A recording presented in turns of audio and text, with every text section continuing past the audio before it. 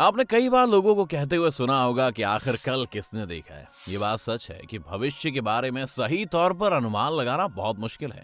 कोई नहीं बता सकता कि अब दुनिया भर में किस तरह के बदलाव आने वाले हैं। और बीते इस लॉकडाउन ने हमें यही एहसास कराया है कि जिंदगी इतनी अनप्रेडिक्टेबल है कि यहाँ कुछ भी होना मुमकिन है। जहाँ ये बात सही है, वहाँ ये भी सच है कि आज के वक्त में हो रही प्रोग्रेस, डेटा और बड़ी बड़ी कंपनीज के प्लान्स को स्टडी करके आप भविष्य के बारे में एक सटीक अनुमान तो लगा ही सकते हैं। और आज हम इसी कोशिश में इस वीडियो में बताने वाले हैं वो घटनाएं जो आप 2070 से पहले होती हुई देखेंगे। तो अगर आप भी जानना चाहते हैं तो बने रहिए वीडियो के अंत तक हमारे साथ। इंडिया इन स्पेस, इसरो की कामयाबियों पर हम सभी को आज बहुत नाज है। फिर चाहे वो 104 सैटेलाइट्स को एक सिंगल रॉकेट में भेजकर दुनिया में एक नया कीर्तिमान स्थापित करना हो, या फिर पहली बार में मंगल पर लैंडिंग करना, इसरो ने कम बजट के साथ ये सभी उपलब्धियां हासिल करके दिखाई। लेकिन इसरो में एक कमी है, और वो ये है कि हम आज तक किसी इंसान को खुद स्पेस में नहीं भेज पाए और हमें हमेशा इसके लिए किसी दूसरे देश की मदद लेनी पड़ी। लेकिन अब सब कुछ बदलने वाला है। इसरो का ये अनुमान है कि साल 2023 तक भारत अपना पहला मैन्ड मिशन स्पेस में भेज देगा। लॉकडाउन की वजह से इसकी सटीक तारीख में थोड़ा सा फर्क आ सकता है, लेकिन भारत का पहला मैन्ड मिशन अब सिर्फ 3 या 4 साल में ही आपको देखने को मिलेगा।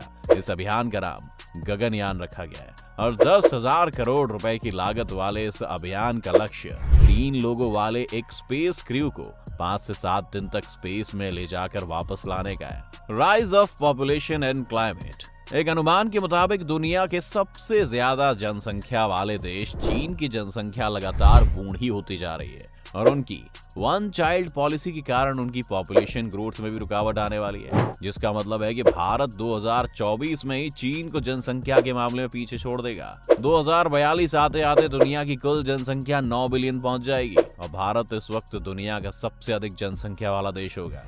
अगर ऐसा होता है तो भारत में गरीबी, बेरोजगारी और अन्य समस्याएं पैदा हो सकती हैं। इसके साथ ही कहते हैं इतने सारे लोगों की जरूरतें पूरी करने और उनके रहने के लिए जगह तलाशते तलाशते 2050 तक अमेज़न रेन फॉरेस्ट का लगभग आधा हिस्सा नष्ट हो जाएगा। साथ ही 50% से ज्यादा जनसंख्या के पास शायद पीने के लिए पानी भी नहीं होगा और दुनिया की 70% से ज्यादा आबादी इस वक्त शहरों में रह रही होगी।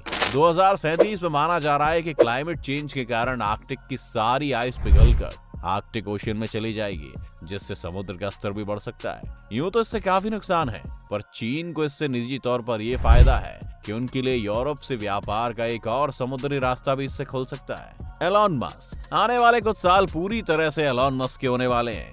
जहां भारत अभी स्पेस में जाने का प्लान कर रहा है, वहीं टेस्ला और स्पेसएक्स के मालिक एलॉन मस्क 2024 में एक स्पेस क्राफ्ट मंगल ग्रह की तरफ भेज सकते हैं। इस स्पेस क्राफ्ट में एलॉन लोगों के बजाय पहले कार्गो मंगल ग्रह तक भेजेंगे और अगर ये मिशन सक्सेसफुल हो जाता है तो 2026-2027 में एलॉन का मन मंगल की धरती पर पहला ह्यूमन क्रू भेजने का भी है। कार्गो भेजने से एलॉन मस्क ये टेस्ट करना चाहते हैं कि क्या बड़ी संख्या में लोगों को मार्स तक भेजा जा सकता है। साथ ही एलॉन मस्क का प्लान मार्स पर बस्तियां बसाने का है, जिसके लिए वहां पर बिल्डिंग मटेरियल से लेकर कंप्यूटर्स और न जाने किस किस तरह के उपकरणों की जरूरत पड़ेगी और इसके लिए बड़ी मात्रा में उन्हें धरती से ये सामान वहां भेजना पड़ेगा। इसके अलावा एलॉन मस्क के हिसाब से 2025 तक वो अपने न्यूरालिंक प्रोजेक्ट को भी पब्लिक के सामने ले आएंगे।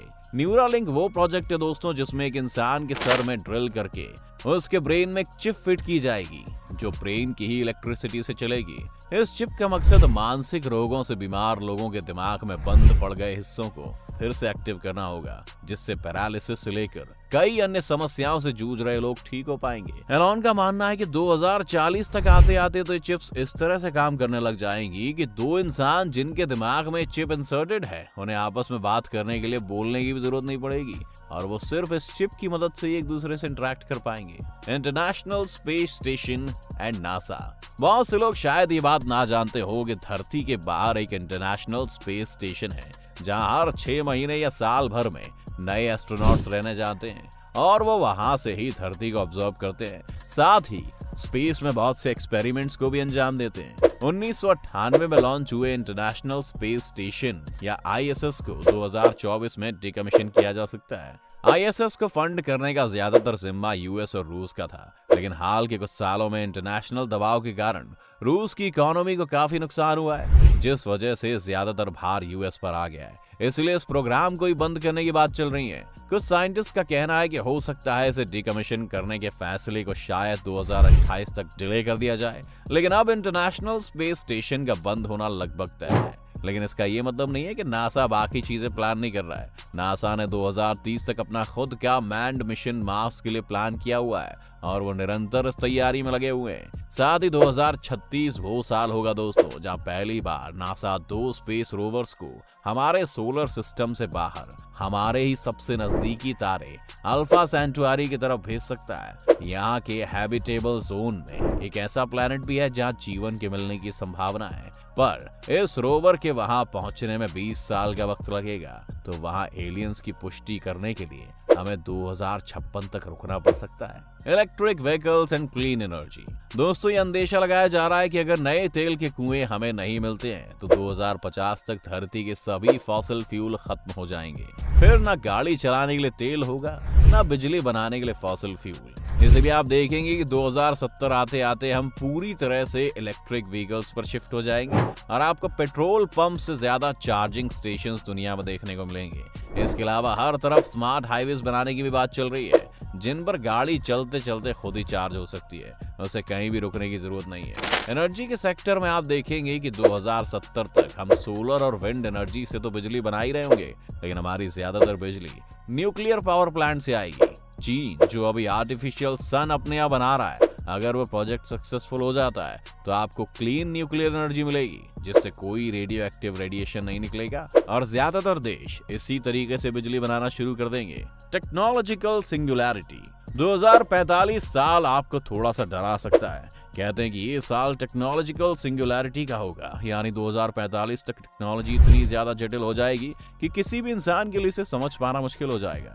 ये निश्चित तौर पर वो युग भी हो सकता है जब एआई आखिरकार इंसानों को हर क्षेत्र में डोमिनेट करने लगेगी और इंसानों का उनके सामने कोई मुकाबला नहीं रह जाएगा। इसके तर्क ये भी है कि 2045 तक सभी इंसान अपने अंदर किसी न किसी तरह के टेक्नोलॉजिकल इम्प्लांट्स कराते रहेंगे, जिससे मशीनों के साथ साथ हम भी समांतर गति से विकसित होते रहेंगे। तो ये बातें सुनकर क्या आप भविष्य के लिए एक्साइटेड हैं या आपको धरती की चिंता होने लगी है? आप भविष्य को कैसे देखते हैं हमें कमेंट्स में लिखकर जरूर बताएं। साथ ही अगर ये वीडियो आपको पसंद आया हो तो वीडियो को लाइक करें और ज्यादा से ज्यादा चैनल को सब्सक्राइब करना भी ना भूलें।